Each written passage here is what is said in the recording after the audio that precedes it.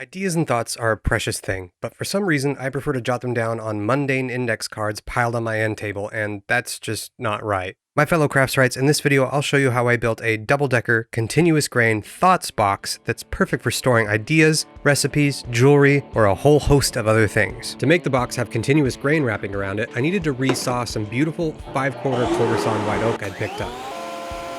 I planed both faces flat and parallel before jointing the edge by hand. You can do this with a table or track saw, but there's something about a hand plane that I prefer sometimes.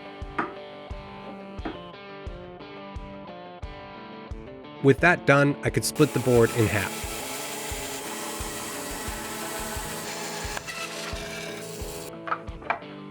Ooh. Oh god, that's gorgeous. Looks like resawing it released some tension. I think we can work around that, so that's okay, but look at that. Oh, ignore this. Look at that. The saw marks left over by the bandsaw were then smoothed out by hand. Now to make a continuous grain around all sides, you flip it, and then this will be one long side, one short side, one short side, one long side. Next, I cut the 4 sides of the box using a cross-cut sled at the table saw. Usually, you'd cut the lid and base rabbets before doing this, but because of that tension that was released during resawing, I wouldn't have been able to get an accurate rabbet. After the pieces were cut, I squared off the ends using a shooting board.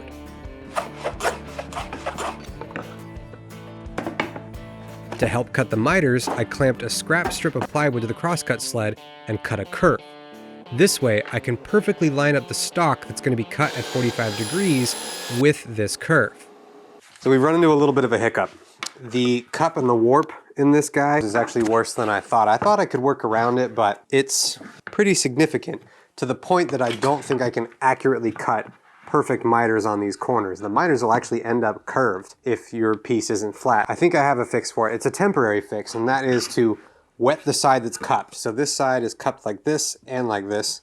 So it's got a crown and a cup to it. I'm gonna dampen this side with a little bit of water and then leave it on the counter inside the house where it's a little bit warmer overnight, and that'll actually expand the fibers on this side and kind of flatten things out. It's not a permanent fix, it'll return to that warp. I'm hoping it's enough that I can get the miters cut, and then when everything's glued together, the glue and the base and the top will actually hold it from recupping and rewarping. Hopefully it won't check. And while this piece is going to be uncupping itself, today's sponsor is me.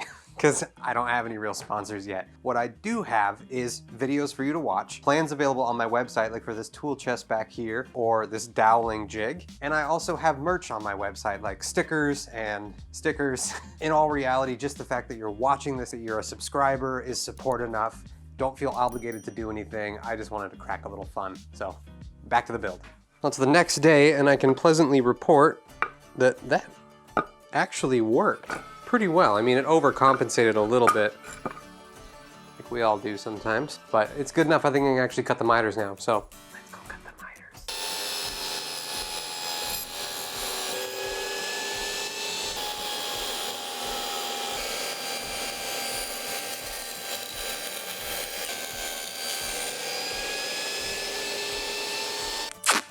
After cutting the miters, I double-checked that everything was fitting together well before cutting the rabbets for the base and lid. Sides of our box is done, the carcass. The miters are cut, everything fits together pretty well. I'm actually kind of surprised. It actually looks really clean. So the next thing we're gonna do is cut the rabbets for the base and the main top. But I have a really nifty trick to make setting up rabbets super easy. Let me show you what that is. So I got a scrap piece of wood and I got my marking gauge set to the rabbet width and depth, which in this case is exactly the same at 3/16. I'm gonna strike a line on one face and then on an edge.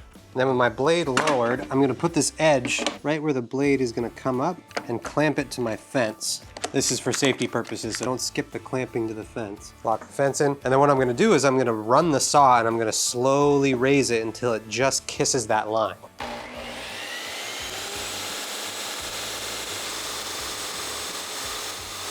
Now that I have the height set, I can take that other line and find a flat tooth on the blade and line that mark up perfectly. Now I know that when I cut this, when I run it through this way and then this way, I will have a perfectly 3/16 square rabbet. This made cutting the rabbets a breeze and meant I could quickly move on to glue wash the end grain. Glue wash is basically just equal parts glue and water. purpose of a glue wash. End grain is like a bunch of tiny little straws all stuck together, and glue likes to get absorbed into the piece of wood. And when that happens, this joint gets starved. There's not enough glue to actually hold everything together.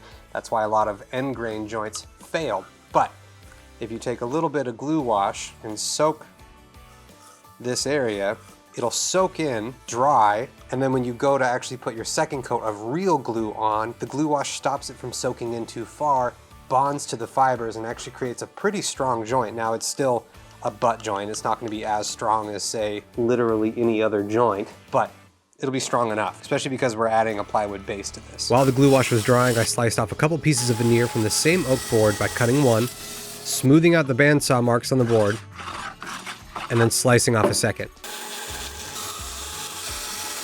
These get glued onto the plywood top and base.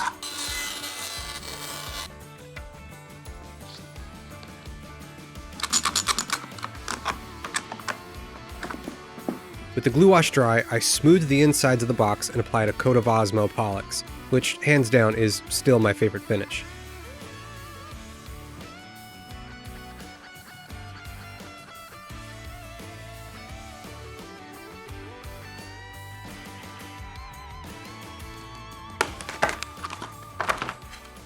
Off camera, I took these, well, one's a base and one's a lid.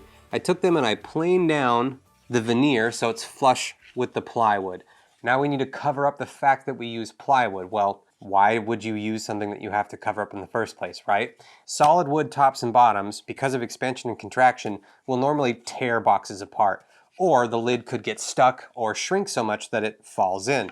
Wood expands and contracts with humidity changes. That's just what it does. So an easy way around that is plywood. Because it's a bunch of different grains crossing each other, it's really stable, but it's not pretty, so we need to cover it up. The other reason I'm painting it, if you're familiar with Matt Kinney, is you'll realize that this box is heavily inspired by his boxes. His book, 52 Boxes in 52 Weeks, I think is a must-have in any woodworker's home, shop, or wherever you keep your books. That being said, we need to paint the edges. I'm going to be using milk paint to do that. You might think it's because it's the oldest form of paint known to mankind. You might think it's because it's an extremely hard and durable finish. You might also think it's because it has no VOCs in it. You might even think it's because Matt Kinney suggested it, but you're wrong.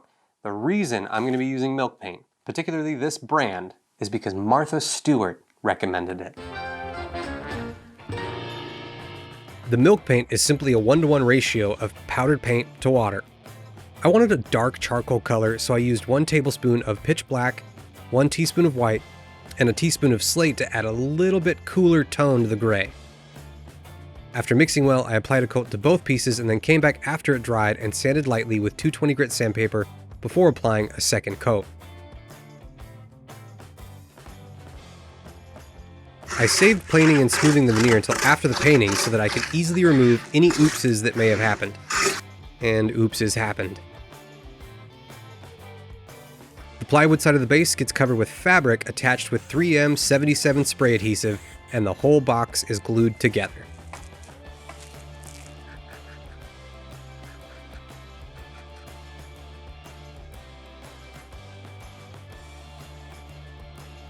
I took care not to apply too much glue to the bottom rabbet so it wouldn't squeeze out onto the fabric on the inside.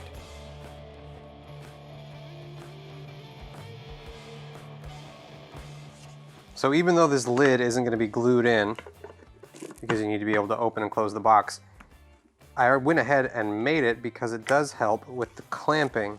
After a few swear words and some strategic clamping, she is glued together. So this is the top, which isn't glued in, it's floating. Bottom's down there. So now I just gotta wait until tomorrow, wait for the glue to dry, and then break open the clamps, and hopefully everything's the way that it should be. I'm going to bed. Shockingly, the next day, it seems like the glue up went pretty well. The corners were nice and clean, everything was square, but I did discover a little bit of rock to the base. So it looks like the problem is we've got a bow all the way through the top. So there's a little crown here. So I'm just gonna take a lot of straight passes along this until it's leveled out with the rest of it.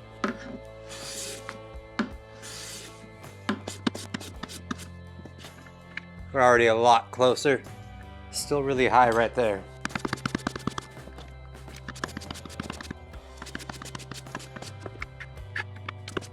All right, let's see how we did.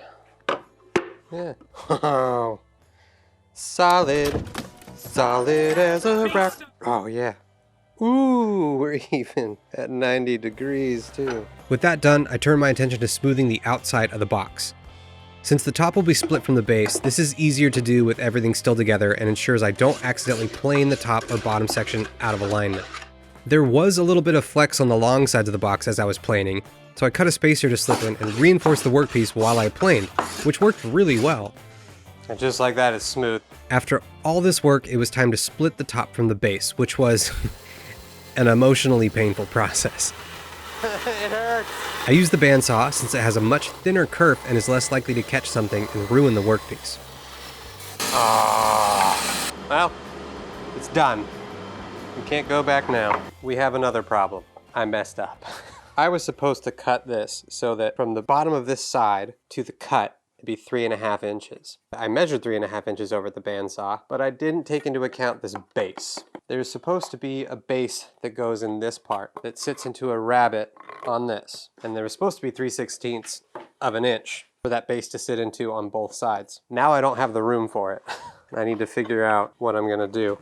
That means if I do make a 3/16 inch dado, or rabbet, I'm only gonna have a 1/16 of an inch clearance between the index cards and the base. That might be enough. But instead of planing the bandsaw marks away, which could introduce a taper or tear out, I used a piece of belt sander belt and a granite slab to lightly sand the saw marks away. Now this is the part I had really been dreading, cutting the rabbets for the top section's base, which also turns the top into a lid. That'll make more sense shortly, but I was so anxious because routers have a tendency to chip out material and the box was so close to being finished. But I soldiered on and amazingly the rabbets turned out fine. I just needed to clean up the corners with a chisel.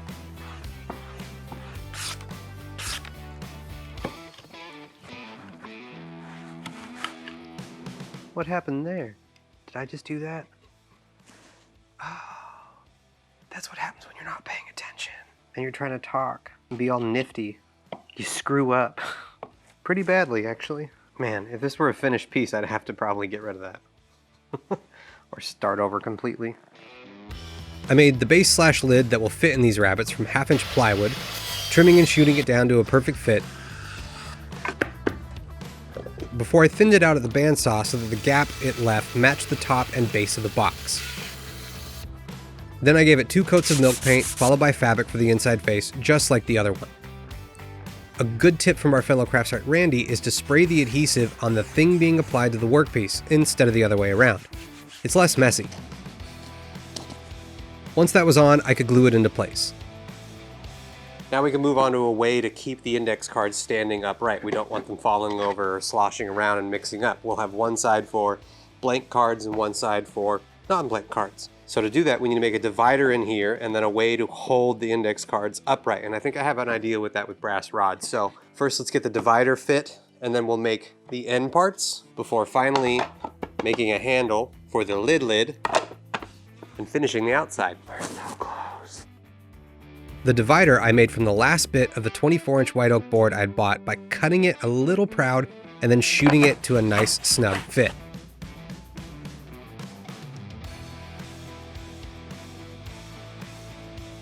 I cut and fit another piece of stock to make the brass rod holders. In order for them to be adjustable, I took a piece of scrap, struck a line, then drew the size hole I wanted to make with another next to it at the spacing I wanted. Then with a pair of wing dividers, I could find the center between those two, and using that spacing, I could quickly mark out symmetrical drilling locations. These were drilled out first with a 1/8 inch pilot hole, then a 17/64 drill bit. I split the piece in half at the bandsaw before cutting it in half again to reveal 4 identical registers. 2 were glued to either side of the central divider before applying Osmo to the outside faces. We'll get back to those and how they work in a minute, because while they were drying, I made the handle for the lid. I cut a 3/8 inch square piece of oak at the bandsaw, planing it smooth, cutting it to length, and then adding a subtle curve to the ends with a belt sander. I just put a couple curves on the end to kind of ease the shape of it so it flows into the top a little better. The main thing I wanted was that this didn't overpower the box, and since the box is so big, long, narrow, thin, and has these thin shadow lines, a big handle would have looked really weird. So this is just enough that you can get your fingertips on it, and it's also enough so that you can get your hand over top of it to grab the other top. Since this is so tiny, it's going to be really difficult to glue into place and get accurate. So all I did is take a couple scraps of plywood and clamp them in place so that this was centered. And now I can take a little CA glue, and I'm actually going to spread that around first to make sure that I don't have so much on there that it squeezes out all over the place. And then I promptly smear it all over the top. Great.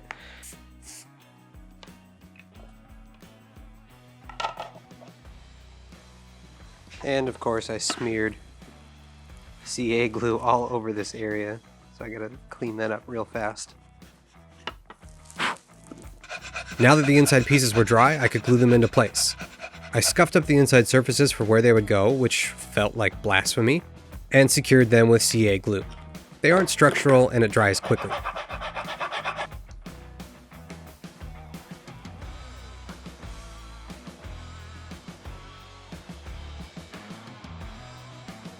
The key to holding the index cards in place is 2 pieces of brass rod, which I cut carefully at the miter saw before chamfering the edges and giving them a polish with Scotch-Brite. Unburnished, burnished. That looks sharp. Ooh, and I like that you can slip them in and out really easily. Fully adjustable, so as you add more to one side and take more away from the other, you just move the little brass rods. And these have a good amount of weight to them, so they stay where they're supposed to pretty well. I eased all the edges just a hair with the block plane and then applied, you guessed it, Osmo to the outside.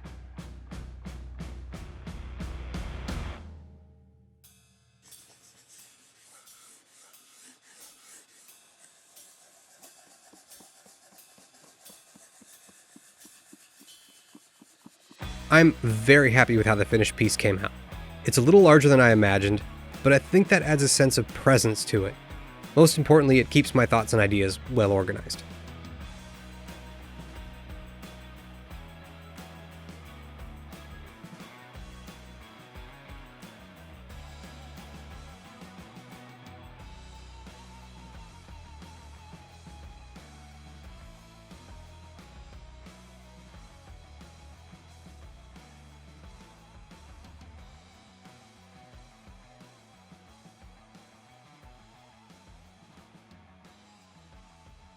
If you're curious about what some of the ideas in the Thoughts box are, make sure you're subscribed and notified because some will be appearing on this channel. I also have plans available on my website, and there'll be a link down in the description below if you want to build your own Thoughts box. But even if you don't, in the meantime, keep up the good work and we'll catch you in the next one.